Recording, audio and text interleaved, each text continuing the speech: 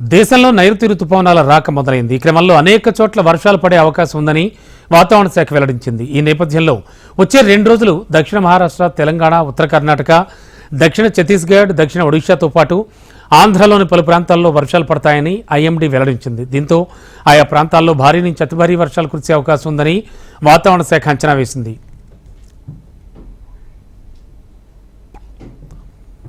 ఈ క్రమంలో ముంబై, తెలంగాణ సహా మహారాష్ట్రలోని మరికొన్ని ప్రాంతాలకు ముందుగా వర్షాలు వచ్చే పరిస్థితులున్నాయని వాతావరణ శాఖ చెప్పింది.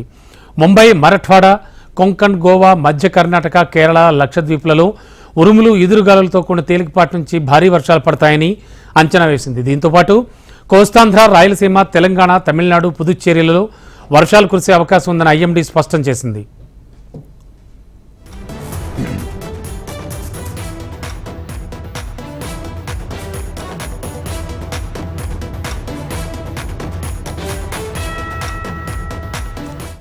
మరోవైపు రానున్న 5 రోజుల్లో తూర్పు మధ్య భారతదేశం, ఉత్తరప్రదేశ్, రాజస్థాన్, మధ్యప్రదేశ్లోని కొన్ని ప్రాంతాల్లో వేడి గాలులు కొనసాగవచ్చని వాతావరణ శాఖ అంచనా వేసింది. వచ్చే 5 రోజుల్లో అరుణాచల్ ప్రదేశ్, అస్సోం, మేఘాలయ, నాగాలాండ్, మణిపూర్, మిజోరాం, త్రిపుర, బెంగాల్, సిక్కింలలో ఉరుములు, ఈదురుగాలులతో కూడిన వర్షాలు కూడా పడే అవకాశం ఉందని వెదర్ రిపోర్ట్ తెలిపింది.